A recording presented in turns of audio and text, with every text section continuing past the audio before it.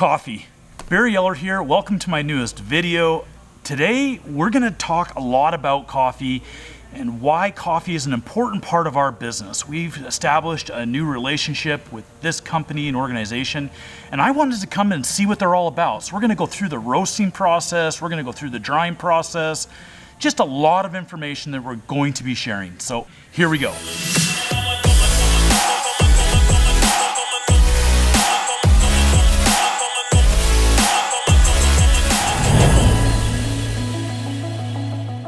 I wanted to talk a little bit more about why we're here today.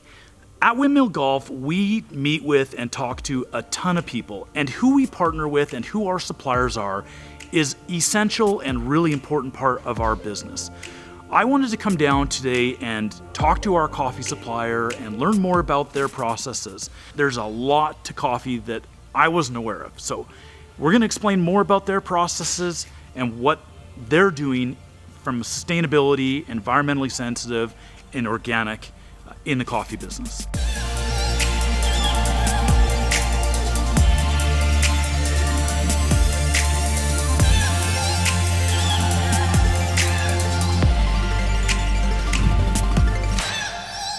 We're just about ready to start the roasting process. It starts in these bags right here. This is what you call green coffee, and then it goes through a cleaning process and then over to the roasting process.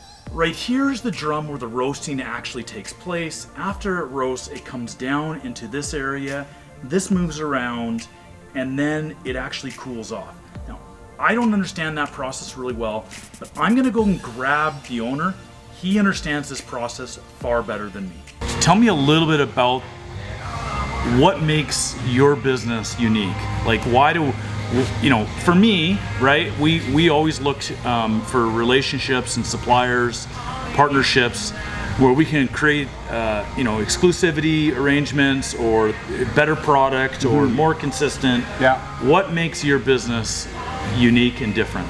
So we have the capability of essentially setting up private label exclusively, and at all levels. You know, it's one thing you can form and fill a bag, and you can roast coffee and fill it, but we can go as far as volume. We can do a volume base. So whether you want to do 500, yeah, you can do 500 or 5,000, and you can accommodate. And we could do it within days, right? Within 2 shifts, and nobody in Calgary can do that right now.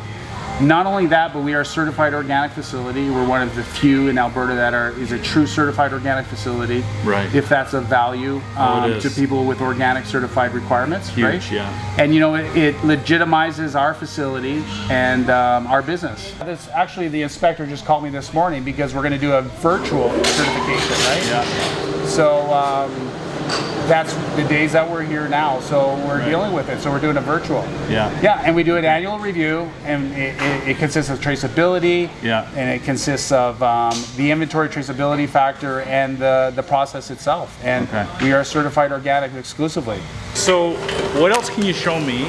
I'm really curious on seeing what I saw when I walked in, because I've seen images or even videos of people in other parts of the world where they're growing coffee beans. Yeah. But I've never seen a bag like that. So that's interesting. Okay, let's go have a look at the green. Yeah.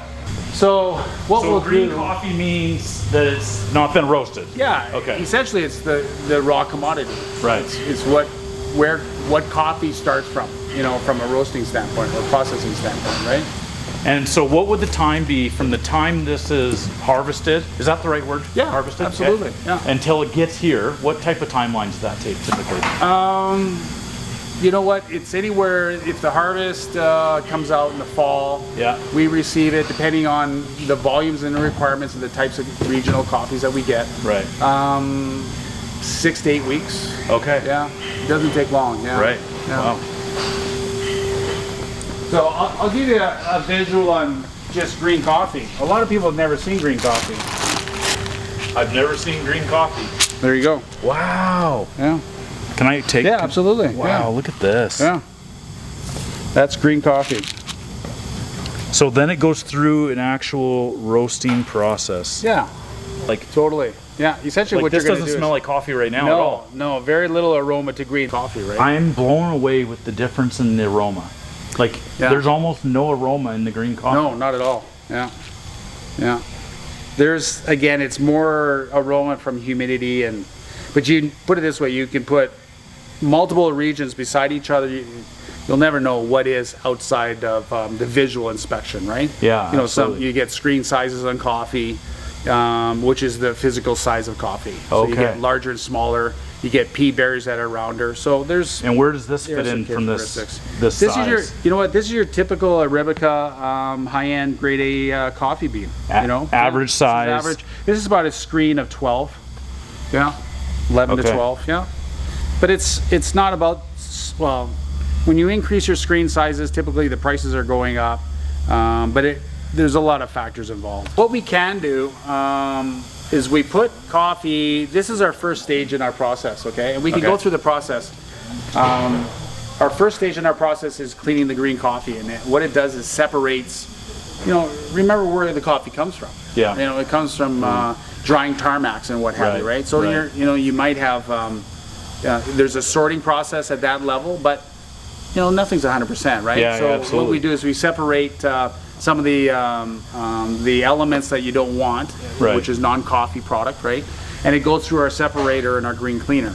And once we turn on the green cleaning system, it'll the compressor will take it and it'll charge and it'll put physically the coffee over to the roaster over there. So you just do like a bag at a time, or do you do a small? Well, 2 bags. Okay. You know, we vary in our roast batch sizes. Yeah.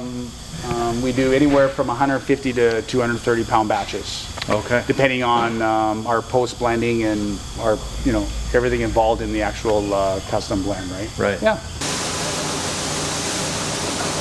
So it's actually coming right from this all the way up here. Yeah. And then it comes down into this roaster or the one on the other side. That's right. Yeah. Wow. Yeah. So you can see the coffee visually going through the pipe.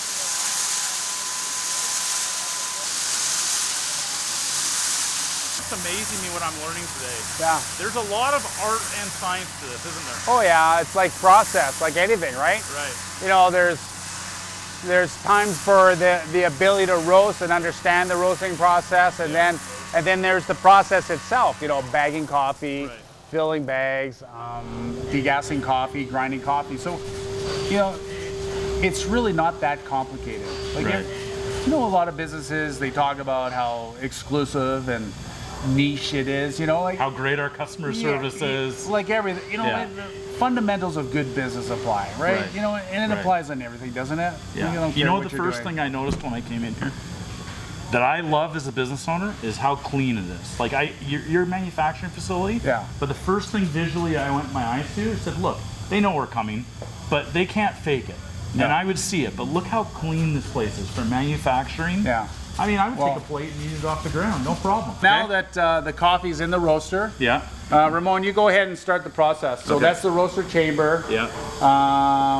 And he'll start the afterburner, the roaster chamber, and then you have, you know, we can go through the roaster. Heat comes through the front of the roaster, and it's like a dryer, essentially, right? You know, like a clothes dryer. So essentially what happens is that we start the burner chamber, and then the flame itself goes on, and then we heat the chamber, meaning the drum, okay?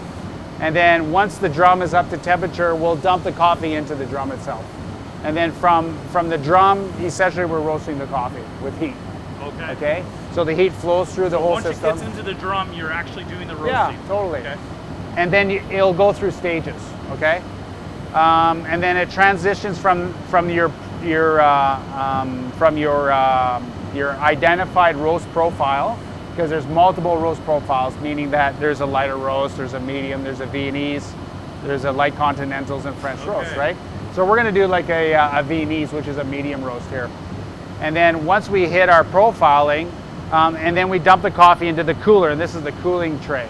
And we cool the coffee, and then we're done roasting. Okay.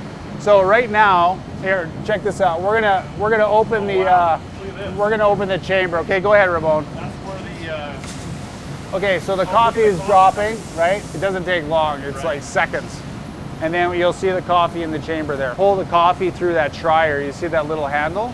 We can pull the coffee out while it's roasting it and identify the color. Oh, really? Yeah.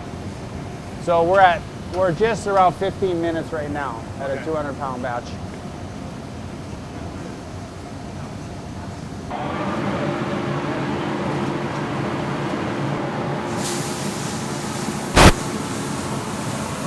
I think that was the, essentially there it is, roasted coffee. Now that we finished roasting the coffee, it comes here. It starts in something like this, where it is packaged, it puts into different sizes of bags and configurations and different styles of packaging, depending on the type of coffee. We will be using bags similar to this, and that becomes our finished products. Obviously, these will be things that we sell at our facilities, and we'll also have them in bulk for our guests as well. I hope you've enjoyed this video. It certainly has been something that I've learned a ton about. Thanks for joining along. We'll see you again soon.